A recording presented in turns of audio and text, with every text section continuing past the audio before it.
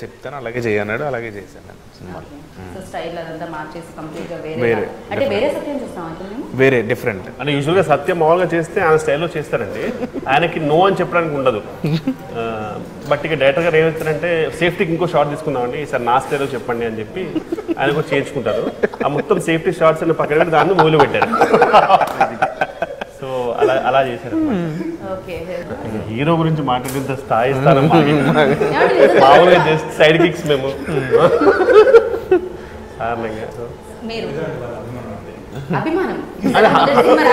Humbleness లో కూడా attitude అంటారండి. అభిమానం. అండ్ సెట్ లో కూడా నాకు తెలిసి ఇలానే ఉండుంటారు వీళ్ళిద్దరితో ఎలా అండి పనిచేస్తారు? స్ట్రైట్ క్వశ్చన్ అడిగానండి, ఏమీ లేకుండా. దానికి మీరు అలా ఆలోచిస్తే ఎలా? అంటే డైరెక్టర్ అంత కంట్రోల్లో పెట్టాడు మేము అందరినీ. మేము ఆయన చూడకుండా మేము ఆన్సర్ చెప్పలేము. ఎందుకంటే ఆయన ఏది చెప్పాలో ఏది చెప్పొద్దు కూడా కొంచెం బాగా ట్రైన్ చేశారనమాట. ఎందుకంటే మూవీస్ డిఫరెంట్ మూవీ అండి. మనం కొంచెం చెప్పినా సరే మొత్తం మీరు ఆల్రెడీ ఆల్మోస్ట్ సగం వరకు వచ్చారు. సో అందుకే భయం వేస్తుంది. చాలా మ్యాటర్లు లాగారు బయటకు. అదే భయంగా ఉంది ఇప్పుడు. అసలు నాకు తెలియలేదే, కానీ మాకే తెలియదు. సో ఆయన అంత స్మార్ట్ అంటారు. ఒక పక్క బాలీవుడ్ హీరో పేరు, ఇంకో పక్క మన టాలీవుడ్ హీరో పేరు. అంటే ఆయన ఈ మూవీ అనుకున్నప్పుడు ఫుల్ హెయిర్ ఉండిందండి ఆయనకి. అంటే ఏ రేంజ్ లో ఆలోచించారో మీరు ఆలోచించండి. ఇప్పుడు సీక్వెల్ కి ఇది కూడా పోతుంది. ఇది సీక్వెల్ కి ఇది కూడా పోతుంది. సరే ఇప్పుడు దాని గురించి చూసారా? అందుకే ఇది కూడా మీరు మమ్మల్ని ట్రికీ క్వశ్చన్ అడగండి. మామూలుగా స్ట్రేట్ క్వశ్చన్ అంటే లేకపోతే ఆయన్ని అడగండి. సీరియస్లీ అంటే మీకు హెయిర్ ఎలా ఉండేదండి?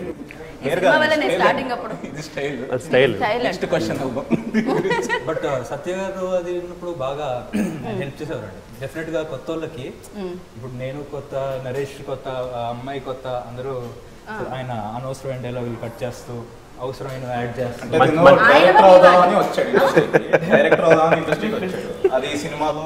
మేము చూసామండి ఇందాక మా కెమెరామన్ కూడా స్టూల్ కొంచెం పక్కన జరపండి, రైట్ తీసుకోండి. కానీ మంచి ఎంకరేజ్మెంట్ అండి.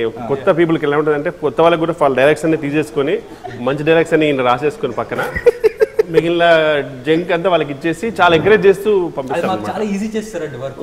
ఈ డైలాగ్ నువ్వు చెప్పొద్దు, నేను చెప్తాను. వాళ్ళకి ఏం ఇబ్బంది లేకుండా మూవీ సరదా సరదాగా అయిపోయిందండి. ఇట్లా సత్య గారు ఇది ఆయన చాలా పాజిటివ్ గా చెప్పారు, కానీ ఏంటది అసలు ఏం జరిగింది? ఏంటంటే కష్టాలన్నీ తీసుకోవడం కూడా తప్ప. ఒక పెద్ద 2 పేజ్ డైలాగ్ ఉందండి, అది కష్టమైన డైలాగ్. నువ్వు ఏం చెప్పాలి, నువ్వు హీరో అని చెప్పి తను సొంతం చేసుకుని తను చేసుకున్నాను. అందరూ తప్పండి. ఇంత కష్టం ఎలా అండి మీరు భరించారు? లేదండి, ఇది అసలు ఫేక్ రూమర్.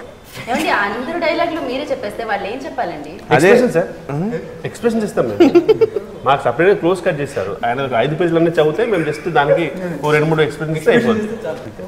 లేదు, ఈ సినిమాలో వరకు ఏంటంటే వీళ్ళిద్దరిది రీఇంట్రడ్యూసింగ్ సత్య ఎందుకు అంటారండి? లేకపోతే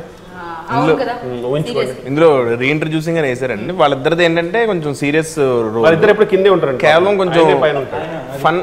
అయ్యో అవునా? ఓకే.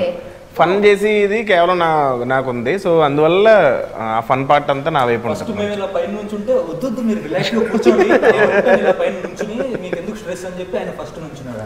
సపరేట్ గా 30 feet కట్అవుట్ వేసుకుంటాడు మూసీ నది మీద. మూసీ నదిలోనా?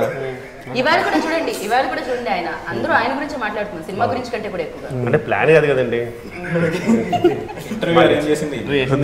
ఇది ఎడిట్ చేయండి ప్లీజ్. ఎడిటింగ్ లో కూడా దూరుస్తుంది. ఎడిటర్ తెలియదా అండి ఏం చేయాలో ఏం పెట్టాలో అది కూడా చెప్పాలా? సత్య గారు ఒక ప్రామిస్ చేయండి, నా క్వశ్చన్స్ మీరు అడగనని. కానీ మీరు చాలా లక్కీ అండి. ఎందుకంటే అసలు యాక్చువల్లీ ఈ ఇంటర్వ్యూలో మీకు ఇన్ని డైలాగ్స్ ఉండడం గ్రేట్. అసలు అది కూడా తీసేసుకోవాలి. మీరు లేట్ వచ్చారు కాబట్టి బతికిపోయారు. ఓకే, అదే మీరు సపరేట్ డిపార్ట్మెంట్ లేండి. ఓకే.